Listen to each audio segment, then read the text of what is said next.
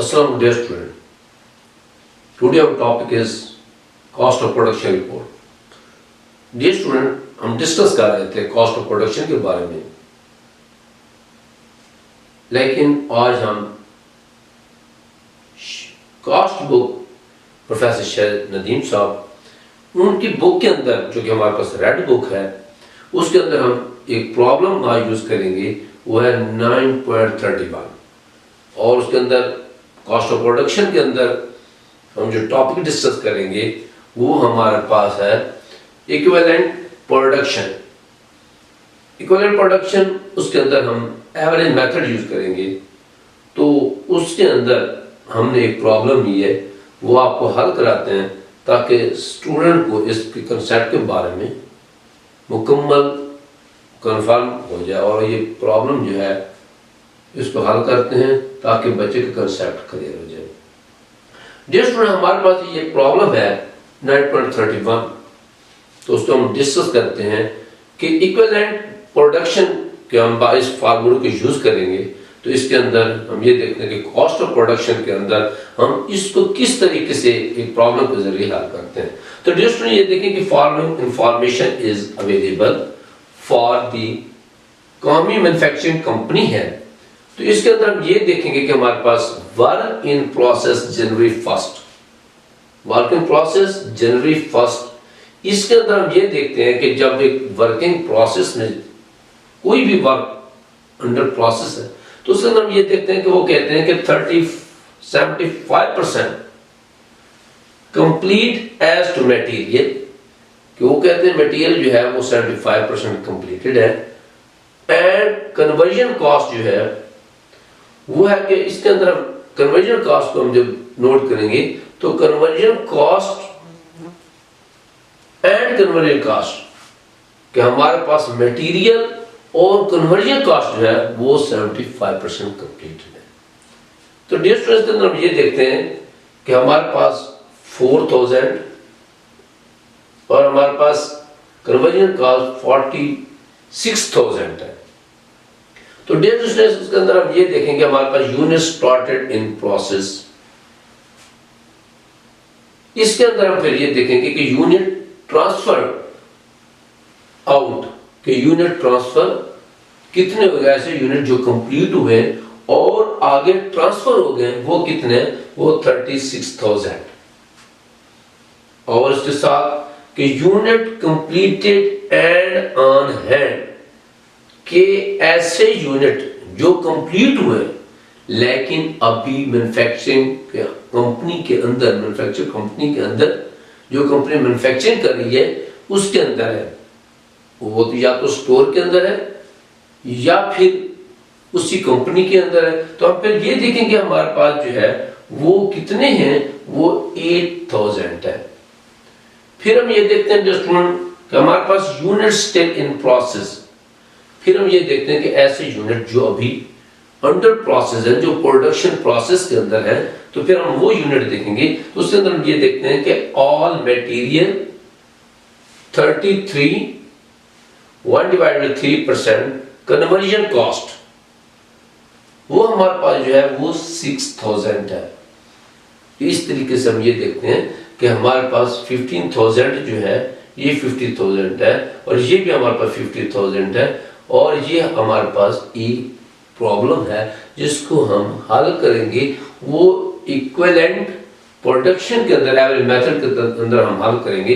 तो dear student, हमारे पास जो है एवरेज मेथड से ये होता है कि जितनी हमारी टोटल प्रोडक्शन होती है उसको हम कैलकुलेट करते हैं कि हमारे पास टोटल प्रोडक्शन ट्रांसफर यूनिट जो है वो कितने यूनिट ट्रांसफर हो गए, कंप्लीशन के बाद, आफ्टर कंप्लीशन कितने यूनिट ट्रांसफर हुए, और उसके अंदर हम ये देखते हैं कि कितने परसेंट बाकी यूनिट है जो अंडर प्रोसेस है।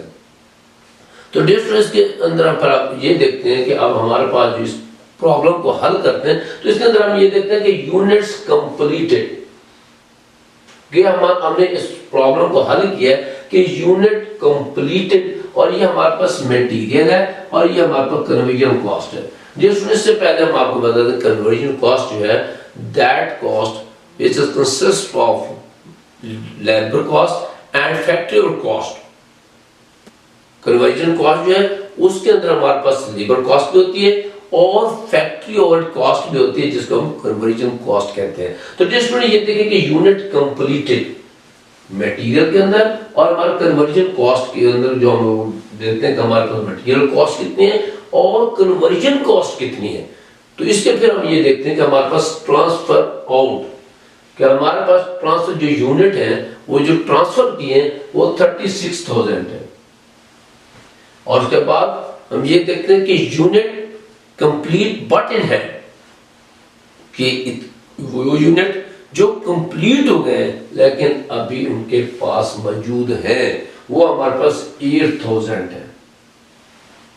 तो डिफरेंस के अंदर हम ये देखते हैं कि हमारे पास यूनिट जो है वो कंप्लीट हुए और ट्रांसफर हुए वो 36,000 है, जो हमने ये किया कि यूनिट ट्रांसफर आउट 36,000। और उसके बाद हमारे पास unit completed and in hand, unit completed and on hand जो है वो 8,000 है स्टूडेंट। तो हमारे पास ये है कि एंड स्टिल ऑन हैंड 8,000 ऐसे यूनिट जो कंप्लीट हुए लेकिन अभी मैन्युफैक्चरिंग कंपनी के अंदर है, वो अभी उन्हीं के पास है। तो हमारे पास टोटल जो है 44,000 है और इस तरीके से उनकी कॉस्ट जो है वो 44,000 है और इस तरीके उनकी कॉस्ट कन्वर्जन कॉस्ट वो भी 44,000 है। 44,000 उसकी मटेरियल वाइज भी कॉस्ट बनती है और कन्वर्जन कॉस्ट जो है वो भी 44,000 बनती है। आगे फिर हम देखते हैं कि वर्क इन प्रोसेस के ऐसे यूनिट जो अभी वर्किंग पोजीशन में, अभी उन पे वर्क हो रहा है, अभी कंप्लीट नहीं हुई, तो उसके अंदर हम देखते हैं कि वर्क इन प्रोसेस की जब हम बात करते हैं उसके अंदर मटेरियल जो है वो 100% कंप्लीट है, कि 6,000 जो है वो 6,000 जो है वो कंप्लीट है 100%। और उसके बाद देखते हैं कि जो मटेरियल अंडर प्रोसेस है, वर्क इन प्रोसेस के अंदर हम ये देखते हैं कि बाकी जो मटेरियल तो 100% कंप्लीट है 6,000 से। और उसके बाद कन्वर्जन कॉस्ट की बात करते हैं कि हमारे पास लेबर के लिहाज से और फैक्ट्री के लिहाज से अभी तक कंप्लीट नहीं है। तो उसके अंदर हम ये देखते हैं कि कन्वर्जन कॉस्ट जो है वो 6,000 की हम ले लेंगे 1/3% जो है वो अभी हमारे पास प्रोसेस के अंदर है, वो हमारे पास है 2,000 है। तो इस तरीके से हम ये देखते हैं कि हमारे पास मटेरियल कॉस्ट जो है उसके अंदर हमारे पास 50,000 है और उसके साथ हमारे पास कन्वर्जन कॉस्ट जो है वो हमारे पास 46,000 है, क्योंकि इसके अंदर हम ये देखते हैं कि हमारे पास मटेरियल कॉस्ट जो है वो कंप्लीट 100% है, जिसकी वजह से वो 50,000 है। और इसके साथ हमारे पास कन्वर्जन कॉस्ट जो है वो अभी अंडर प्रोसेस है, वो वर्क इन प्रोसेस में है, तो वो हमारे पास 2,000 है। तो इस तरीके से हम ये देखते हैं, जब इधर देखते हैं कि हमारे पास 50,000 है और यहाँ भी हमारे पास 50,000 है, लेकिन जब हम वर्क इन प्रोसेस की बात करते हैं कि अभी वो कंप्लीट नहीं हुआ, अभी वो कंप्लीशन अंडर प्रोसेस में, तो प्रोसेस जो है अभी वो कंप्लीट 33% 1/3 है, वो अभी कंप्लीट है। तो उसके अंदर हम ये देखते हैं तो हमारे पास 2,000 है। और इस तरीके से हम ये देखते हैं कि हमारे पास मटेरियल कॉस्ट जो है टोटल वो 50,000 है और उसके साथ कन्वर्जन कॉस्ट जो है वो हमारे पास 46,000 है। तो डियर स्टूडेंट, ये हमने एवरेज मेथड यूज किया कि हमारे पास इक्विवेलेंट प्रोडक्शन के अंदर मेजर हमारे पास जो टॉपिक है कॉस्ट ऑफ प्रोडक्शन है, और उसके अंदर हम ये देखते हैं इक्विवेलेंट प्रोडक्शन जो है उसके अंदर हम एवरेज मेथड किस तरीके से कैलकुलेट करते हैं कि हमारे पास जो यूनिट होते हैं वो यूनिट जब हम प्रोड्यूस कर रहे होते हैं तो उसके अंदर हम मटेरियल को भी देखते हैं, उसके अंदर हम लेबर को देखते हैं, उसके अंदर हम फैक्ट्री ओवरहेड को देखते हैं, तो उसके अंदर हम पर जो प्रोडक्शन के यूनिट होते हैं फिर उसके अंदर ये देखते हैं कितने हमारे पास यूनिट जो है वो कंप्लीट हुए और आगे ट्रांसफर हुए। और उसके बाद फिर हम ये देखते हैं कि कितने यूनिट हैं मटेरियल वाइज या कन्वर्जन कॉस्ट जो है मटेरियल कॉस्ट के लिहाज से या कन्वर्जन कॉस्ट के लिहाज से कितने भी प्रोसेस के अंदर है और कितना पार्ट जो है उसका अभी अंडर प्रोसेस है, कितने परसेंट जो है उसकी अभी कॉस्ट अंडर प्रोसेस है, ये यूनिट प्रोसेस है। तो हमारे पास इस तरीके से हमने इस प्रॉब्लम को हल किया। जिस मुझे उम्मीद है कि इस चैप्टर के अंदर इस टॉपिक को आपको समझ आ गई होगी। इसके बाद हम नेक्स्ट जो है वो और फार्मूला आपको समझाएंगे ताकि आपको इसके बारे में मुकम्मल कंसेप्ट टॉपिक के बारे में आपको मुकम्मल कंसेप्ट क्लियर हो जाए, ताकि हमारी इक्विवेलेंट प्रोडक्शन जो है जिसके अंदर हमारे पास और फार्मूलाज हैं, फिर हम इसके नेक्स्ट लेक्चर के अंदर हम आपको वो रिवाइज करेंगे। तो जिस वक्त के लिए मैं आपसे इजाज़त चाहता हूँ। अल्लाह हाफिज़।